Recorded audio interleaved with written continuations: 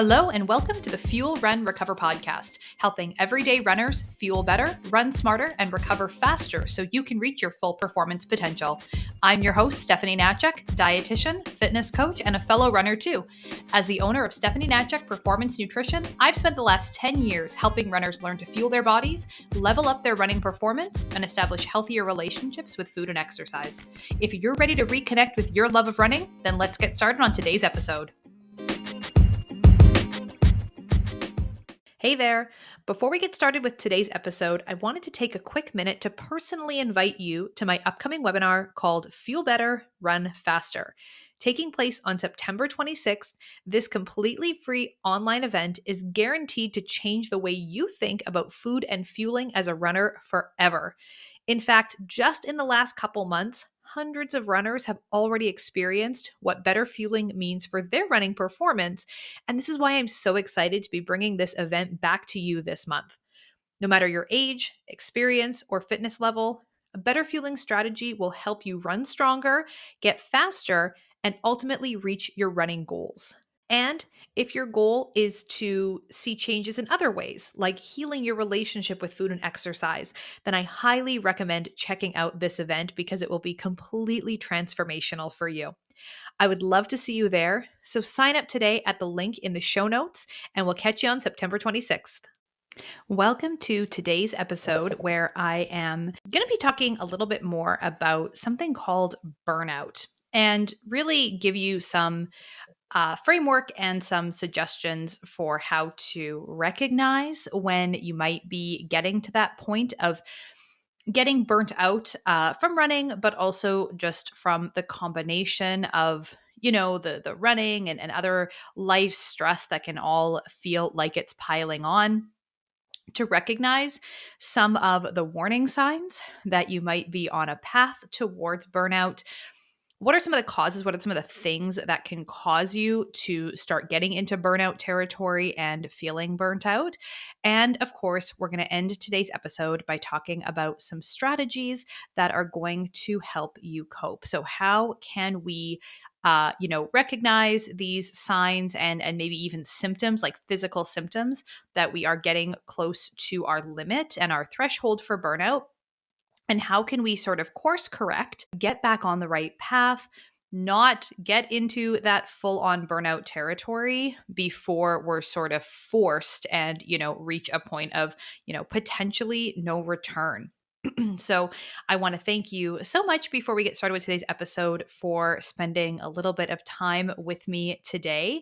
And I hope that you find this episode helpful and, it really allows you to be on the lookout for these issues with burnout and overtraining, so that you're able to continue to really find the joy in running and, find the continued motivation to be a runner for as long as you possibly can, and not have running be something that you take up for a little bit of time. You give it, 150% effort, go way too hard, way too fast, ultimately maybe wind up in a little bit of trouble with injuries and burnout and things like that, and then end up having to quit and stop running, either because you just lose all of your motivation and all of your inner drive to do it, or because physically, you get your body into a lot of trouble.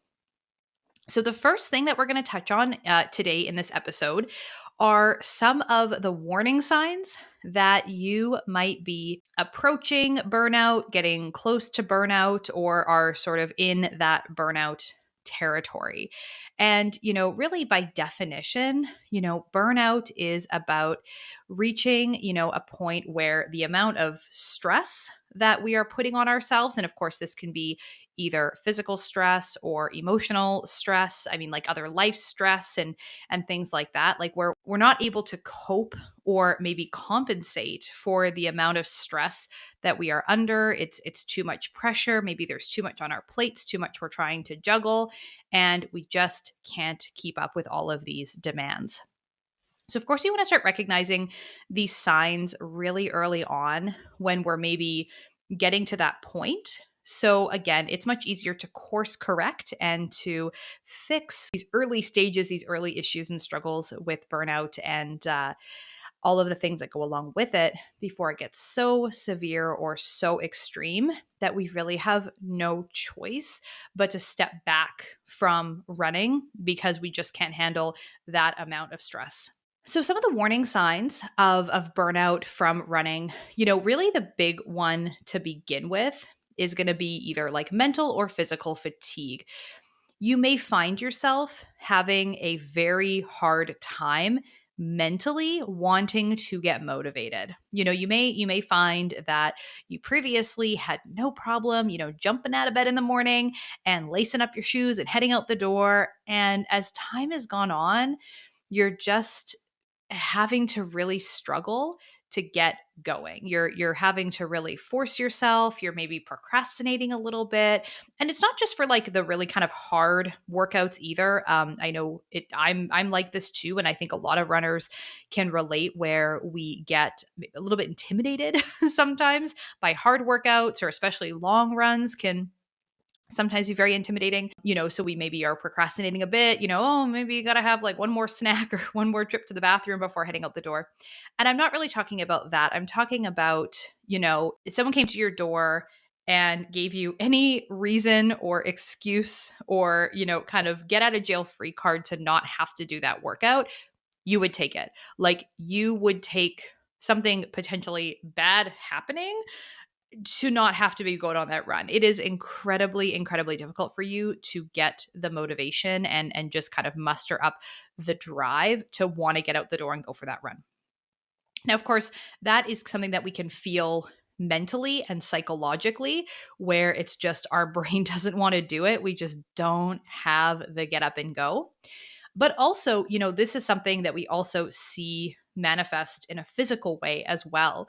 Maybe it's that you used to be able to do these training volumes, you used to be able to run as often as you're running, but now you're finding that your body is tired, your legs feel fatigued, you are noticing soreness or just this kind of general feeling of not feeling recovered when you're getting out to go for these runs. And it's making it, of course, hard to keep up the same volume or intensity. Or the fact is that you just can't, either you're really struggling through some of your workouts, even the ones that should be easy, or you're finding that you're just not able to train at the same capacity that you were previously. Now, when we are looking at like actual injuries, this definitely can also be a factor, but it doesn't always have to be the case. Like we don't always have to push our bodies to the point of a true injury to happen, like something that requires rehabilitation, something that requires a trip to your physiotherapist or athletic therapist. Like we don't always need to push it to that point to recognize that there's a red flag there and that something is wrong. And I think that this is, a lot of runners, we are sort of trained to push through a lot. We're trained to push through pain. We're trained to push through mental suffering. We're trained to push through periods of low motivation and our brain telling us that we want to stop. And so then when it comes to like true problems, we sometimes think that like the solution to the problem is to do more and to put more demands on, oh, I'm not feeling super motivated to train, so like let's sign up for a bigger race, let's sign up for an extra race, like thinking that those are ways that we're going to sort of spark that love of running again and really spark that motivation. And it's not that that never works. Like I won't say that that's something that never happens, and that sometimes what we really need is to just get a little bit of boost in motivation from having a specific goal and having something that we're working towards.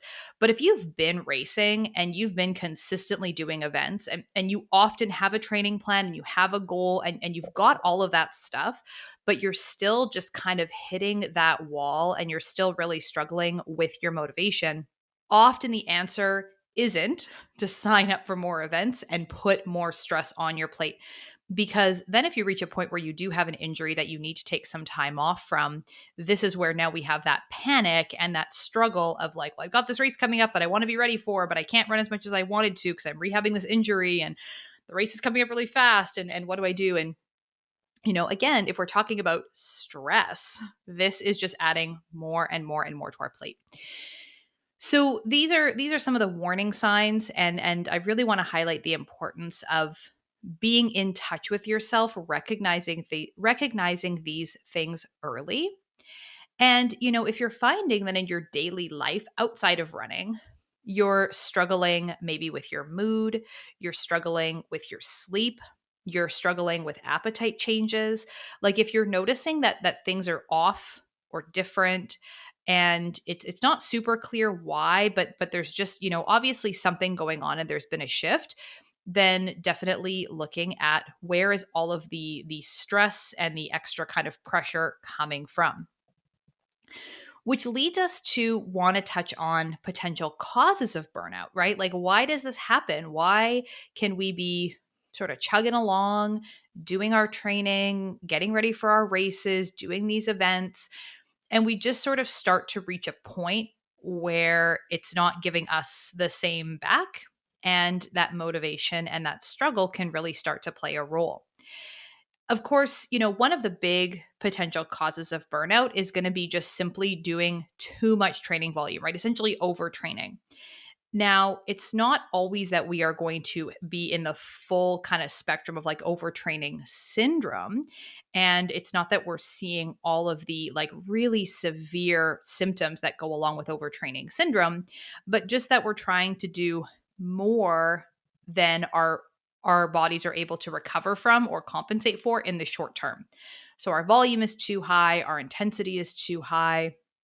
We've piled too much on our plates in the context of other life stresses and other things in life that are maybe interfering with our ability to recover as quickly as we could. This might be nutrition. This might be work stress or family stress or school stress. This might be something not allowing us to get the same amount of sleep that we once did. It's not necessarily that training volume is different, but that there is something else that's impacting our ability to manage the stress of the training. Another reason why runners can start to get into burnout territory is just a lack of variety. That repetition, that lack of changing it up and doing new things, and that lack of stimulation that we're looking for in life and that we need to stay engaged and to thrive in an activity. So if you've only been running, no other activities, just running, and you've been running a lot, most days of the week or every single day, you're always in a race training cycle. It's just race after race after race after race. Part of the problem, part of the reason that you might be starting to get burnt out is because there's just a lack of variety and too much repetition with what's happening with your training over the course of the year. And of course, as I mentioned, it's not necessarily just a matter of what's happening with your running specifically that's leading you to feel burnt out, but it also can be a problem of other life stress that is now kind of creeping into this area of your life and making it more easy for you to not be able to cope with that stress. Because running is supposed to be fun. Racing is supposed to be fun.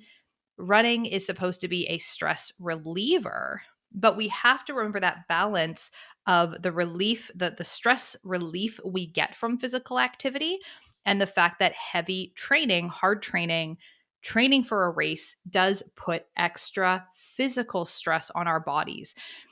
So the solution to stress in life is not always just to add more stress from more running.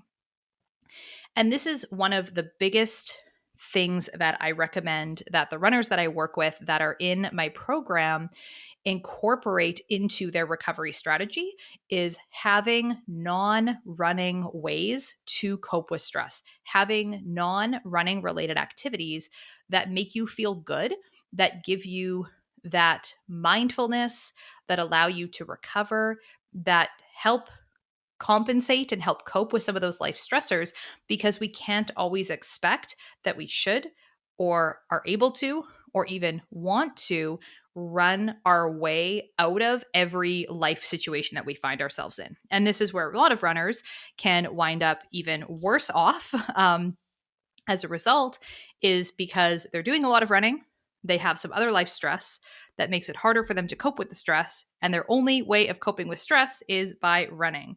And the same thing can happen when we have an injury that gets in the way of our running. A lot of runners struggle so much with having to take even a little bit of time off, a little bit of time away from running, that they rush back into it because they can't wait. It's their only way to cope with stress.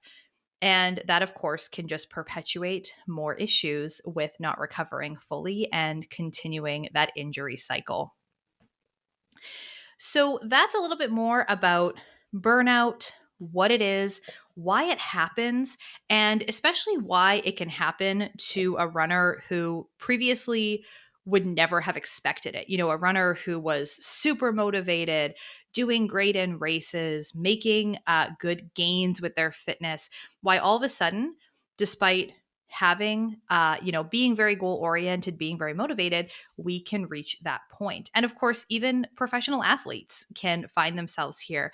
So if this is happening to you, or if you've experienced this, this is not something that you should feel bad about, that you should feel any shame about, and certainly not something that you should ignore, or of course, not something that you should try to just train through. But what can we do instead?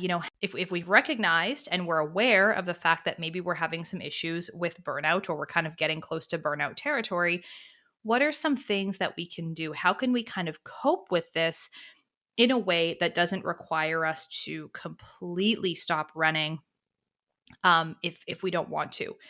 Now, the first thing I will say, though, is that it is okay to take an off season. And of course, I am a very big encourager of periodizing your training throughout the year. So, what that means is that you are not always perpetually in a race training cycle and just going from one race to the next, to the next, to the next, but to actually have a few key races that you train for throughout the year, and then giving yourself some time off, a little bit of an off season.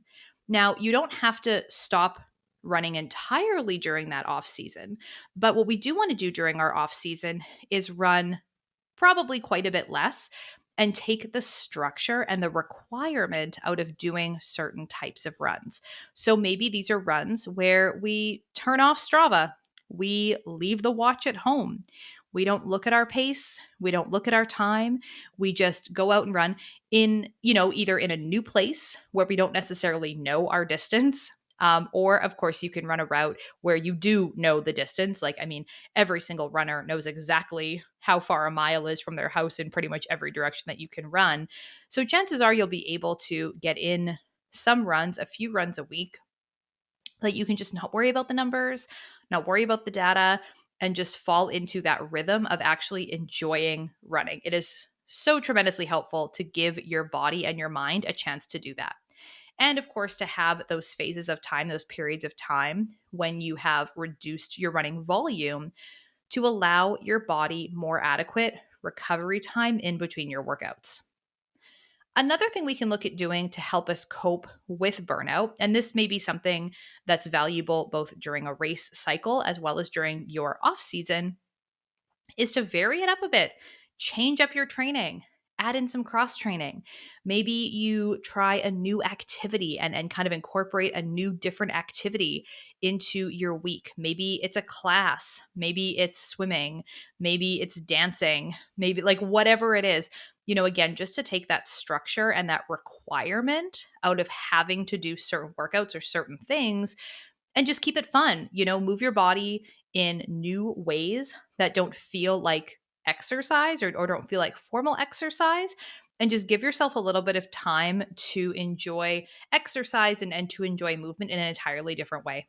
We also want to look at maybe adjusting our overall training load when we have other life stressors that are playing a role in our ability to recover and our ability to get enough rest in between training sessions. So when you are doing a higher volume, or you're in a race cycle and you've got something else going on, something else is happening in life that is kind of adding to your stress mountain, adding to your plate, filling up your cup with all the things that you have to do, this is where sometimes we do have to take a little bit of a step back, maybe adjust our training load, and sometimes even reevaluate the goals that we've set for ourselves for that race. I, if someone's already in the process of getting ready for a race, they're already in a race training cycle. I'm not, I always want you to make it to race day. I always will want to do everything I can to help a runner at least get to the start line and get them to the finish line, even if our goal is just to have fun and just complete the mileage, right? It's not always about a PR.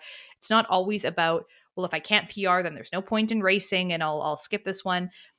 I do think there's almost always, value to be gained just from race experience, especially for a lot of newer runners. But there's that point where maybe we have to reevaluate what we're working towards because your brain or your body are not able to keep up with the demands between the training and also other life stress that's kind of adding to your plate. We need to something's got to give, and we have to make sure that we're getting you, keeping you healthy while we go through the process of training. It's also really helpful to have some support and have a running community. So having a place where you can go, a safe place. And, this sometimes can be found on larger social media communities, but sometimes not. I mean, depending on the size of the community, depending on some of the people that are in there, depending on how well some of these online communities are moderated, sometimes those, Facebook groups and stuff like that can actually be really toxic places and not necessarily supportive places for runners who are struggling. Sometimes you get a lot of maybe nasty comments or people who misunderstand or intentionally misunderstand or misread what you're trying to say when you're asking for help. It can be overwhelming. I see people who will post a comment or a question or something in some of these online groups, and they just get inundated with comments, and some of them are really mean and rude and ignorant. And I don't want someone to ask and sort of reach out for help and not get the support that they're looking for. Instead, maybe get a lot of BS back. So having support and having a running community where you feel safe to say that you're struggling, say that you need help, say that you need to be maybe taking a different approach to things. In-person running clubs can also often be really good for this. Again, they're usually smaller, and you're going to find people who are, have been through what you've been through and are willing to help you and kind of talk it through. But it also is sometimes an opportunity for us to seek professional help. This might be professional help for our mental health, right? Maybe if the stress of life and some of the other things that are happening for you outside of running are what's really driving the burnout that you're experiencing and driving some of the issues that you're having, then getting help from a mental health professional is going to be a great idea and something that you'll definitely want to take a look at. If really, what you recognize is that it boils down to issues of training load, and it's issues of an imbalance with your recovery, your nutrition, your training approach, and kind of, just not understanding how to put all of those pieces together, then, seeking professional help on the running side of things is probably something you also need. But I mean, for a lot of people, both would be a great solution as well. So it's certainly not one or the other. It's never, ever one or the other. But, to spend some time with yourself, getting in tune with that mind body awareness, figuring out what it is you're struggling with, where exactly do you need help so that you're able to reach out to the right professionals and get the help that you need. Maybe part of the problem is a little bit of anxiety or stress around training, and working with someone who can help you with some of those sports psychology techniques and some of those mental techniques and mindfulness techniques specifically around your training is what you're looking for at the end of the day. So to wrap up today's episode, I think that most if not all runners at some point have experienced some level of burnout. I think that it is incredibly common and incredibly normal, even though it's not necessarily a healthy state to be in, not some place that we want to hang out for a long time. I think that everyone's going to have a story of when they got to full on burnout, maybe full on kind of issues with overtraining. or they've towed that line and they sort of know what that feels like. I mean, I know that I certainly have. But the good news is that we have the knowledge to be able to recognize these things if we are in tune with ourselves, if we are checking in, if we're keeping things like training logs and recording how we feel day to day and keeping track of some of this information. We can recognize these things before they become full-blown problems. And then when it comes to coping with burnout and how do we kind of overcome it, there's a lot of different ways that we're able to do that. Maybe it does require a shift in our training, in our volume or our race training plans. If it's something that, on the life stress side of things, we can't really move the needle or shift things around on that end. And of course, we want to make sure that we are participating in supportive and helpful running communities, making sure we have that safe space to go to ask questions and get feedback and share how we're feeling in a place that we're not necessarily going to get a lot of negativity or a lot of kind of garbage or mean comments. And understanding that there are so many different professionals out there that are willing and able to help no matter what the issue is that you're dealing with. So I hope that you found some of today's episode helpful. I hope that you can get a better understanding of whether or not you're struggling with burnout right now. And if it's something that you need help with, I hope that this episode gave you a little bit of insight into what to look for so that you can either recognize it or, of course, ideally, we want to avoid it. Thank you so much for joining me today for today's episode of the Fuel, Run, Recover podcast. Always appreciate you spending a little bit of time with me, and hopefully you learned something along the way.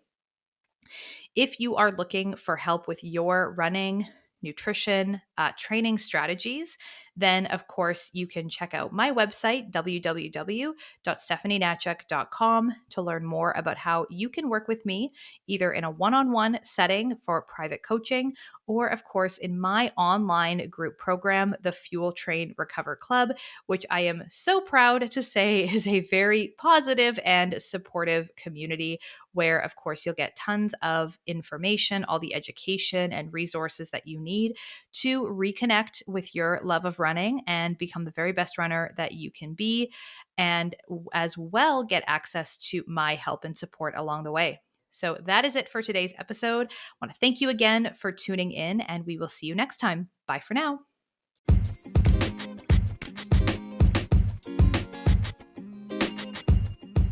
The information on this podcast is for educational purposes only and is not to be used or relied upon for the diagnosis or treatment of any health condition.